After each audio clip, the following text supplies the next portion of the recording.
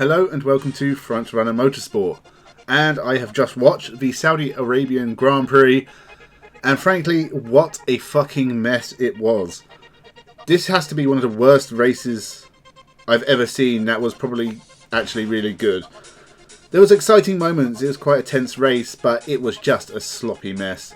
And I think everyone involved should be ashamed of themselves. And I'll start by saying I hate the track. This track layout was retarded. It may have been designed to bring entertainment. Can't see the point of it. It has no distinguishing features whatsoever.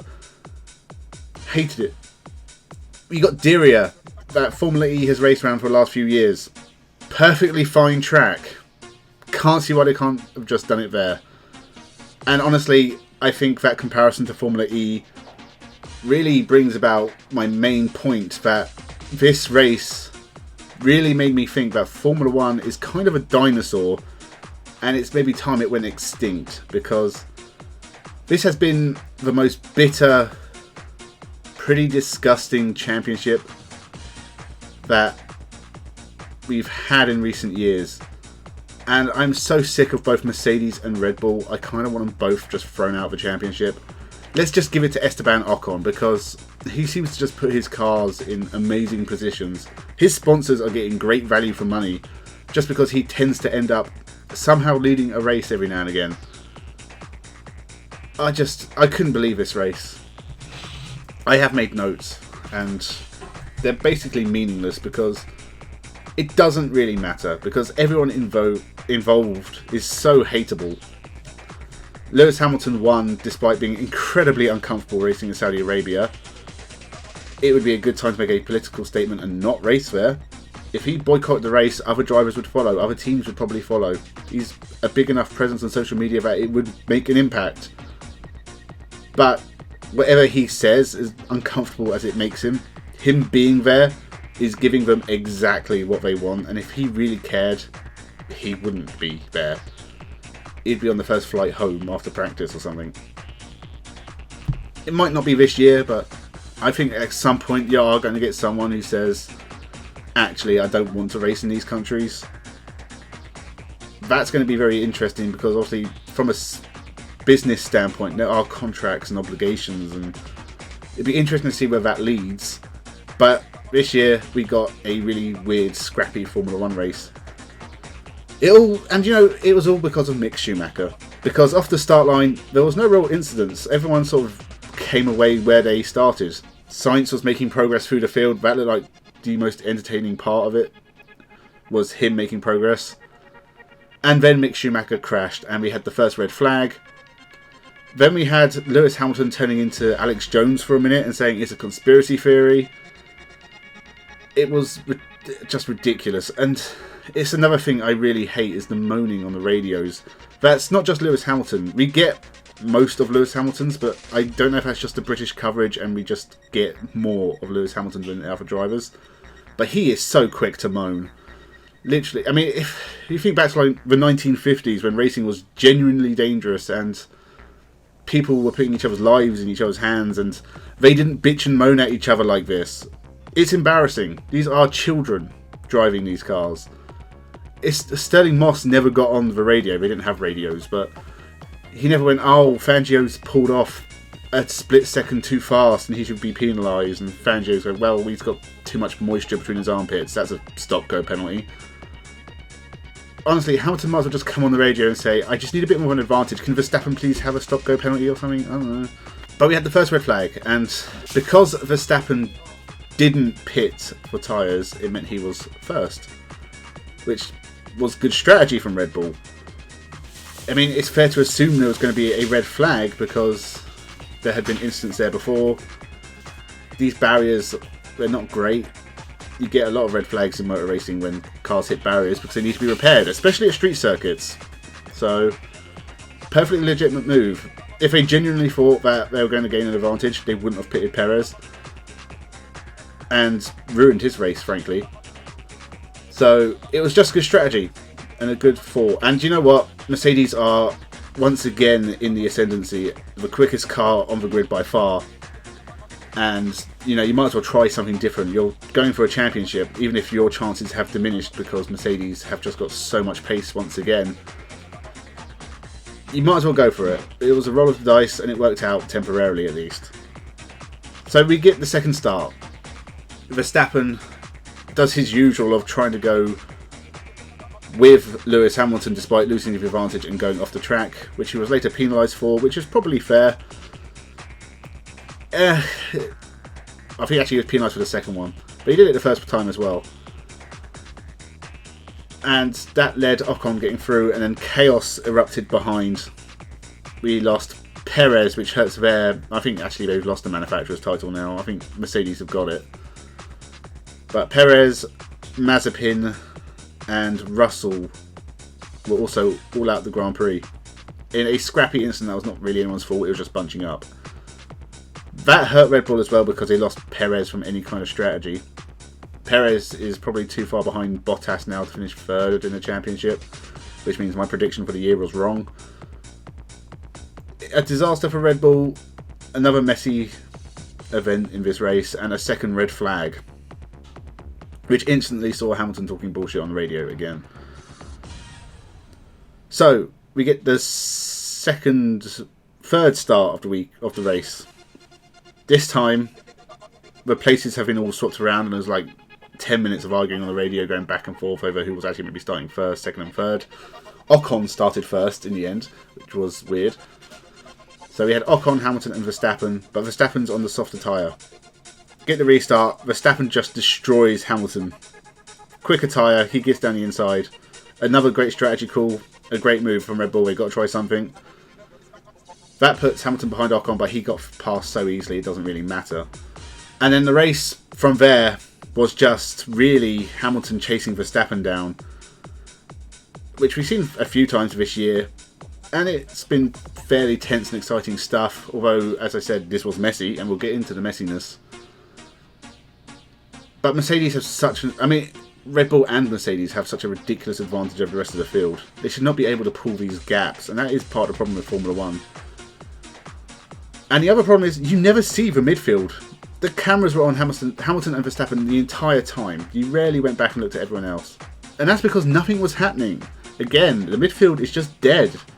They're so far apart. You don't get any action. And you look at Formula E, which is also the most sustainable racing series or single-seater series out there, and therefore probably the future, whether you like it or not. You get exciting racing because the pack is bunched up and fairly equal. You just don't get that in Formula 1. And that's what I mean by it being a dinosaur.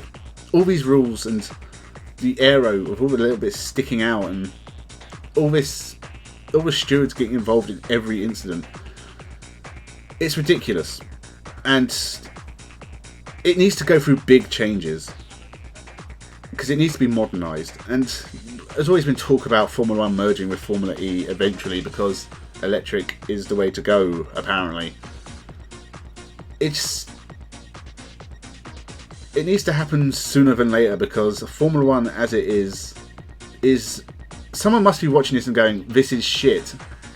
And presumably someone in charge is either A, thinking that, or B, going to hear it from someone. But you need to look at why this isn't working. And you need to start with the tracks, because some of the circuits they go to are terrible. But second half of the race, and we have more incidents. We saw Yuki Tsunoda hit Sebastian Vettel. A very messy incident that pretty much sums up Yuki Tsunoda's year. I am glad he's getting a second year, but he does need to improve drastically. Vettel had a really bad race because seconds later he was hit by Kimi Räikkönen in another dodgy move. Kimi clearly doesn't care anymore. Messy race from both of them. Vettel later retired with damage, which is not surprising. Because of the debris, we got 2 virtual safety cars to clear it up, which I think were number 3 and 4, because I think there was one before that as well. Possibly 2, I guess. I hate it when it's like this. You just get red flags and safety cars. Unless something genuinely interesting is happening. It's just annoying. This race took a long time to finish. And then we had the other incident, which is Max Verstappen. held off Hamilton by driving off the track once again. And so he was told to slow down. He did so. He even left a gap for Hamilton. Hamilton slowed down and then drove into him. And instantly bitched on the radio about it. Martin Brundle is another one. I love the guy. He was a great driver back in the day and very underrated. He was good. He's been a great commentator over the years as well. But he has a hard-on for Lewis Hamilton that is just unbelievable. He needs to leave his wife and tell Lewis Hamilton he loves him, because he is all over him on commentary. And instantly he was like, well, did Verstappen actually leave a gap? Or he was swerving a little bit, and Lewis didn't know what to do, and it was it was a mistake. Or I mean, Lewis was on the radio saying he brake checked him. If you look at it, Verstappen had slowed down for around about a mile, it seemed like. He was slowing down for a long time, and Hamilton just drove up behind him. And they were saying that he could have mistaken it for a virtual safety car, and I accept that, but as a race driver, you surely know what a virtual safety car or even a safety car looks like. Why did he not just drive past him? Instead, he slowed down and then hit him. And Martin Brundle also said that Verstappen should have made it easier for him. Why? He is a competitor. If you're trying to fuck my wife, at the first opportunity, I'm going to cut your bollocks off. Why should Verstappen make it 100% easy? You should make everything difficult for your rival. You're going for a championship. Make him think about everything. That's what Mercedes do. All their mind games, all their radio messages, all of Toto Wolff's press conferences. They can't pull him up for that. Every news article that is released about Hamilton and Toto Wolff and Mercedes, thousands of them. Honestly, check F1 news sites. 80% of what's on there is about Hamilton and Wolff. That's mind games. And yet we don't get any other opinion about this. No one sides with Verstappen and say, well, actually, he did slow down for quite a long time and Hamilton just didn't overtake him because he's an idiot. That would be a fair response. I don't know if it'll be a penalty. I don't think there should be. I honestly, everything apart from this race should be null and void just for being a mess. It should just now be, right, that's it. Everyone's on the same level. No more. Just do the last race and get this over with. For the love of God.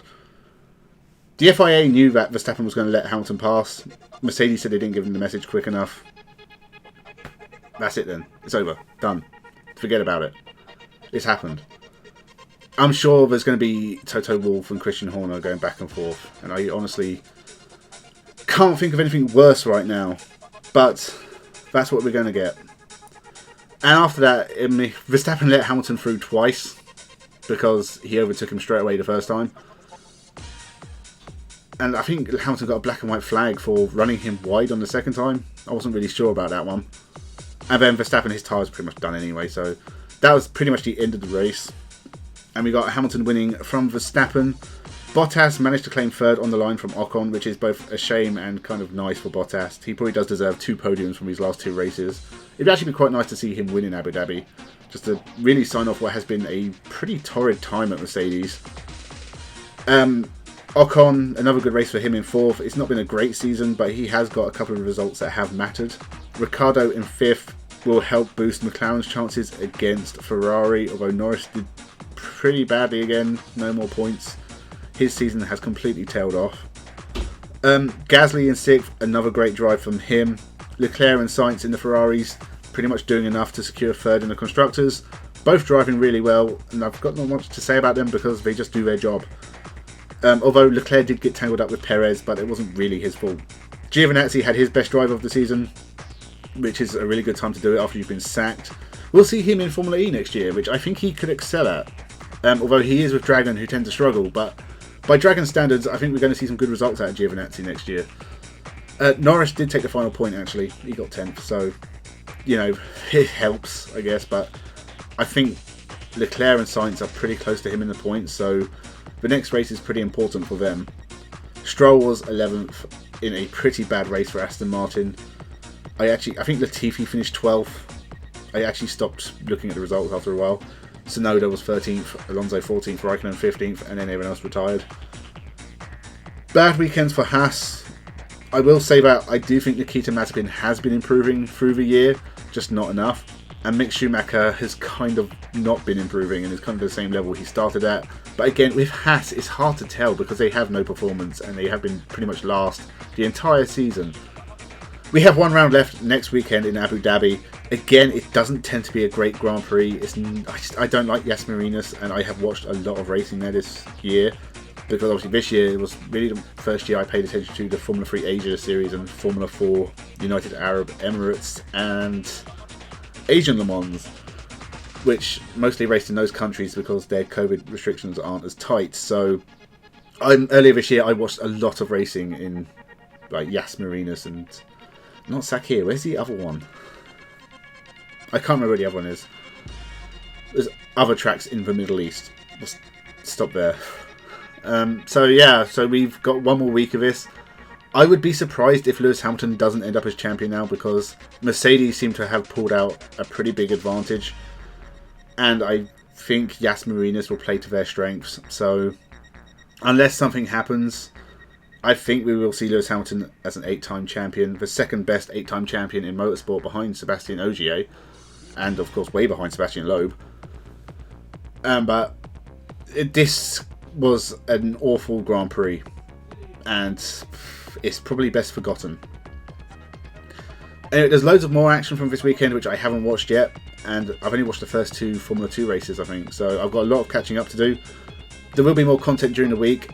The tournament, I didn't release a video on Friday because unfortunately I've had a cold and I didn't want to do it when I was ill, so it's pretty much done and ready and I've just got to finish up editing it, so that'll be up later today, probably in the next few hours. So you stick around and subscribe so you don't miss that, and make sure you comment on it, leave your votes for who you think the best driver in touring cars ever was or is. What else? There's more content incoming. There's going to be 4 or 5 videos next week, I think. I thought this week as well and it didn't turn out that way.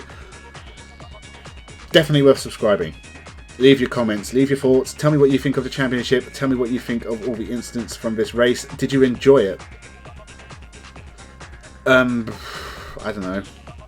Leave a like and tell your friends, and thank you for watching and have a good one.